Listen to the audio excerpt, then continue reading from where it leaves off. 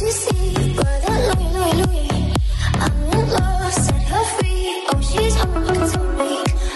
les potes, tout le monde, c'est Tisma, j'espère que vous allez bien. On se retrouve aujourd'hui pour une nouvelle vidéo.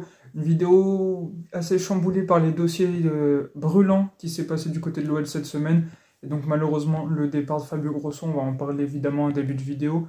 Ensuite on parlera de l'organigramme, puis on finira par le mercato. On recevait Lens hier à 17 h, je tourne la vidéo samedi avant 17 h, donc j'espère qu'on va pas faire un mauvais résultat même si j'ai peur. Ça va être compliqué et franchement je le sens pas trop bien.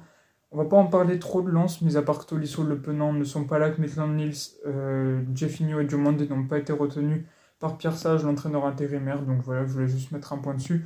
On parlera de ce match la semaine prochaine. Donc on va commencer la vidéo, c'est parti. On commence avec le dossier entraîneur, vous le savez, vous l'avez tous vu, notre cher entraîneur Fabio Grosso s'est fait limoger par John Textor après le rendez-vous qu'il y a eu, je crois que c'était jeudi, ouais, c'était jeudi dans la matinée. Pierre Sage, le directeur du centre de formation, prend les commandes pendant environ 2 semaines. Il intérimera pendant le match contre Lens et le match contre Marseille mi-semaine prochaine, qu'on parlera aussi beaucoup lors de la prochaine vidéo, et on espère gagner, ça va être compliqué.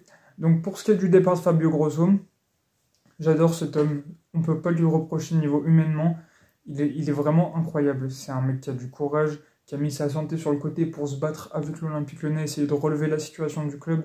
Il a toujours été honnête dans ses déclarations, tout ça. Il a toujours dit pourquoi il fait ça, ce qui rejoint le point de l'honnêteté. C'est un mec, il est trop gentil, il a l'amour du club, on peut rien lui en vouloir.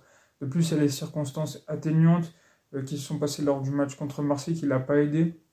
Franchement, le virer cette semaine, c'est un peu compliqué pour lui, je peux l'entendre. Mais on était un peu dans l'obligation de le faire, tout simplement parce qu'on n'a plus le droit de se permettre d'avoir de mauvais résultats. Et donc, on est vraiment obligé de le limoger, on ne pouvait pas faire autrement parce qu'on a besoin de gagner des points. Et ça, c'était une obligation. Mais je pense que si on était dans un contexte favorable, si par exemple, on l'aurait pris en milieu de saison, par exemple, à la place de quand on a pris Silvinho, si je dis pas de bêtises, après Bruno Genesio, je pense qu'il aurait pu faire beaucoup mieux, s'il avait déjà les références qu'il avait jusqu'à présent. Je suis sûr que ce sera un grand coach avec de grandes idées, de grandes valeurs, ça c'est clair et net. Mais là, le contexte ne l'a pas aidé. Tu peux mettre qui tu veux. Tu peux mettre Farioli, tu peux mettre Enrique, tu peux mettre limite Guardiola, j'exagère un peu. Tu peux mettre Tuchel, tu peux mettre n'importe qui, les coachs en vogue du moment. Il n'y en a aucun qui pourra faire de nous une équipe qui jouera bien. Pourquoi? Parce que le contexte n'est pas favorable. Fabio Grosso, c'est un très bon entraîneur, il n'y a pas de doute là-dessus, il aura une grosse carrière de coach. Mais là, vu comment l'OL, dans l'atmosphère, dans l'environnement qu'est l'OL, c'est pas possible de faire quelque chose de bien avec cette équipe. On est mal et malade d'ailleurs. Dans nos têtes, ça va pas, on a un problème mental. Il faut soigner ça, ça va être très doucement, ça va passer par la confiance qui va être réamenée petit à petit et qui devrait être amenée aussi par le mercato d'hiver, on va parler aussi un petit peu après. Ça va être compliqué, il faut se refaire doucement et là, ça va être très long de se guérir, mais on est dans l'obligation de se guérir. Donc franchement, je suis désolé pour Fabio, il méritait beaucoup mieux que ça. Et en fait, là, je pense que c'est Lyon qui ne le méritait pas, plus que lui qui ne méritait pas Lyon. Il devait venir en tant que pompier de service, il n'a jamais connu ce rôle. Et comme beaucoup d'entraîneurs, ça va être très compliqué. On verra qui va prendre sa place maintenant. On a entendu parler de Bruno Genesio avec insistance. Il ne serait peut-être pas contre, mais là, il y a assez des infos à prendre avec des pincettes, parce qu'il y a toutes les infos qui viennent dans tous les contraires. De tous les contraires, Hugo Guillemette nous a dit qu'il avait sondé les proches de Genesio, que c'était pas encore d'actualité. D'autres médias nous disent l'inverse. C'est assez compliqué de trier le vrai du faux dans ces infos. Mais moi, je le dis tout de suite, je suis contre le retour de Bruno Genesio. Vous pouvez nous dire, il est déjà passé au club, il connaît le club. Le club a totalement changé. À part 3-4 joueurs qui sont Lacazette, Tolisso, Anthony Lopez, voire même, non, Lovren, c'était pas encore, non, c'était même pas du tout Genesio qui coachait. À part 3 joueurs, il n'y a rien. Alors rien qui ressemble à l'OL de Genesio. Ola c'est parti, Ponceau est parti, Florian Maurice est parti aussi. C'est pas possible. Il vient de quitter Rennes, alors que Rennes était en train de tomber doucement. En plus, c'était d'un accord commun. Il avait besoin de souffler. Il a quand même attendu que Rennes soit en train de couler pour lâcher le navire. Ça, c'est pas un bon point. Il avait fait un peu preuve de lâcheté dans cette décision, on va dire. D'autre part, il a quitté l'OL dans de mauvaises circonstances, en étant très éloigné des supporters. Et là, il faut que tous les membres du club, y compris les supporters, soient unis. Et c'est pas en ramenant Genesio, qui a en plus insulté Vercouttre la semaine dernière contre Rennes, qui a dit ferme ta gueule, t'es pas à Lyon ici.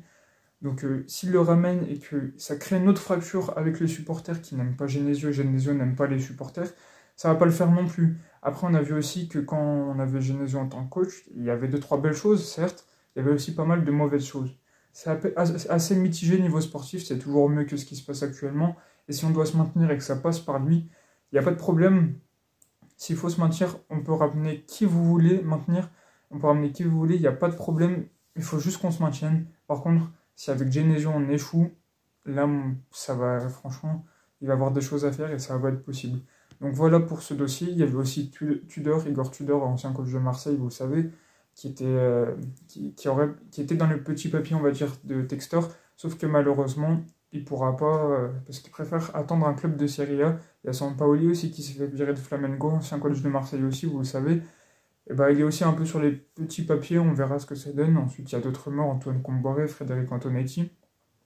À voir, après, c'est des pompiers de service, eux, ils connaissent le métier de se maintenir. Pourquoi pas prendre un entraîneur qui sait ce que c'est de se maintenir, à voir dans les prochaines semaines. On va en parler encore un petit peu de la tâche de trouver un entraîneur dans les prochaines secondes. On continue avec d'autres dossiers, le dossier organigramme, les gars. Pour se remonter le moral, une officialisation, celle d'un nouveau directeur sportif. Ça faisait très longtemps qu'on n'en avait pas eu un. Chiroux, c'est un peu office de DS, mais c'était pas vraiment le cas. Il n'avait pas les compétences non plus pour.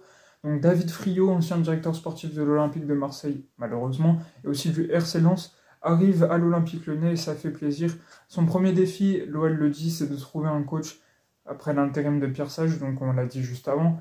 On espère qu'il fera un bon boulot de recherche pour trouver la personne qui nous correspondra. En tout cas, ça fait plaisir d'avoir quelqu'un qui gère le sportif. On en avait besoin dans ce club parce que ça ne pouvait pas être fait par John Textor, qui est lamentable à ce niveau-là. Heureusement, on a besoin d'un David Friot qui va essayer de remonter la pente avec le club. Bienvenue à lui, en tout cas, on espère qu'il va faire du bon boulot. C'était la petite touche directeur sportif. Autre chose, Bruno Chéroux, qui était en mode l'avocat des joueurs, on va dire, à Eagle Football depuis son départ de l'OL, et bah, devrait être limogé aussi d'Eagle. Oui, Eagle, pardon. Et du coup, bah, malheureusement pour lui, il a enchaîné les postes à l'OL. Après, ils l'ont viré de l'OL pour le mettre dans la société de Textor en mode avocat des joueurs, player avocacy, je crois, un truc comme ça. Et maintenant, ils vont le virer. Je sais pas ce qu'il va devenir, ce mec.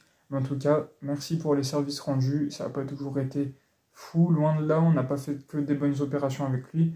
Mais en tout cas, il a fait du mieux qu'il pouvait. Et on le félicite quand même, on le remercie pour ce service-là.